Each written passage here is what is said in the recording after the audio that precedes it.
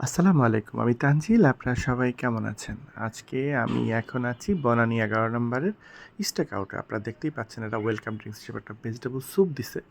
তো এই স্যুপটা খাইতে, খাইতেই আমাদের স্টেক প্লেটারটা চলে আসছে। আপনারা দেখতেই পাচ্ছেন। একটা ৩৫০ গ্রাম স্টেকের সাথে একটা প্লেটার।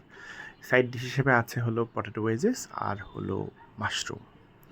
তো যাই হোক এই প্লেটারের দাম কত সেটা নিয়ে আমি আর আলোচনায় যাব না। যারা স্টেক আউটে খান বা খেয়ে অভ্যস্ত তারা নিশ্চয়ই এটার দাম-টাম সম্পর্কে জানেনই। তো এটা চলে আসছে চলেন বেটার খাই। খেয়ে দেখি এটার টেস্ট কেমন। আসলে রেট খুব একটা ভেরি করে না যদি সেটার টেস্ট ভালো হয়।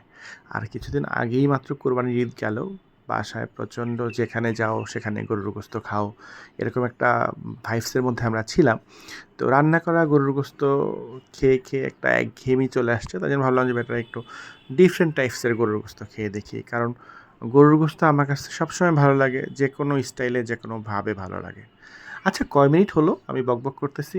উম কিন্তু আমাকে ৩ মিনিট ৩৬ সেকেন্ড ৩৭ সেকেন্ডের মতো আমাকে বকবক করতে হবে। আসলে এটা আমার জন্য টাফ। আমি কি বলবো আসলে এতক্ষণ?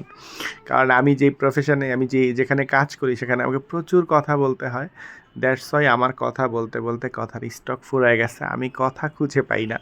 আমি অনেকক্ষণ ধরে ভাবতেছিলাম যে এই ৩ মিনিট ৩৬ সেকেন্ড আমি আপনাদেরকে কি বলবো? তো যাই হোক আমার আসলে কিছু বলার নেই। এইটা আর আমি ওরকম গুছায়-টুছায় ভালো করে কথা বলতে পারি না যে মানুষ মন্ত্রমুগ্ধের মতো শুনবে। ওরকম কিছু হয় না। তো তাই জন্য আমি কথাই খুঁজে পাই না। কি বলবো না বলবো? কি নিয়ে শুরু করব? কোথায় গিয়ে শেষ করব? তো যাই হোক আমি আসলে মাঝখানে এত হাঙ্গামা ঝামেলার মধ্যে ছিলাম। আমি তো খাওয়া-দাওয়া এমনিই অনেক কমায় দিছি আসলে। এখন আর খুব বেশি খাই না। কিন্তু আবার কি বলে? সেটা ছাড়তেও পারি না আরকি। দিন, দিন মোটা হয়ে যাচ্ছি। কিন্তু মোটা হইলে কি হবে? খাওয়া নিয়ে কোনো কথা নেই। এখানে আমি কম্প্রোমাইজ করতে পারি না। তো যাই হোক এই স্টেক প্লেটারটা আমার কাছে ভালো লাগছে। দামটাও যথেষ্ট রিজনেবল। দামটা কত সেটা আসলে আমি বলতে চাই না। কারণ যারা বনানীতে আসেন বা স্টেক খাওয়ার অভিজ্ঞতা আছে তাদের আমার মনে হয় আপনাদের ভালো মানে ধারণাই আছে যে কত হতে পারে। এটা খুব বেশি ভেরি করে না। আর একটা বিষয় হলো এই স্টেক আউট আমি শুরুতে যখন আসছিলাম তখন এটা খুব চকচকে ঝকঝকে ছিল। বাট এখন তাদের আ মানে ইন্টেরিয়রটা একটু ফ্যাকাশে হয়ে গেছে। আগের মতো সেই জৌলসান নাই। কিন্তু খাবারের টেস্ট ঠিকঠাকই আছে।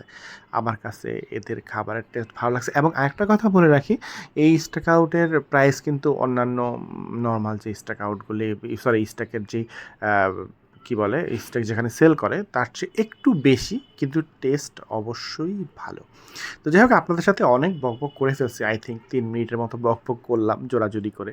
যদিও এই ৩ মিনিট কি বলছি আমি সেটা নিজেও জানি না। আপনারা মেহেরবানি করে ক্ষমা সুন্দর দৃষ্টিতে দেখবেন। আমার বকবক নিয়ে কনফিউজড হয়ে যাওয়ার কিছু নাই। আসলে জীবনটা তো মানে এত আমাদের হ্যাসেল, এত মানে প্যারার মধ্যে থাকতে লাগে। তাই জন্য সবকিছু সিরিয়াসলি নিলেও আসলে বিপদ। তাই জন্য আমার মনে হয় সবার সবকিছু সিরিয়াসলি নিতে নাই, যতটা ইজিভাবে নেয়া যায়। তো সবাই অবশ্যই নিজের যত্ন নিবেন। ওয়েদারটা ভালো না।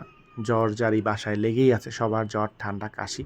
তো সবাই অবশ্যই নিজের যত্ন নিবেন এবং আমার জন্য পারলে দোয়া করবেন।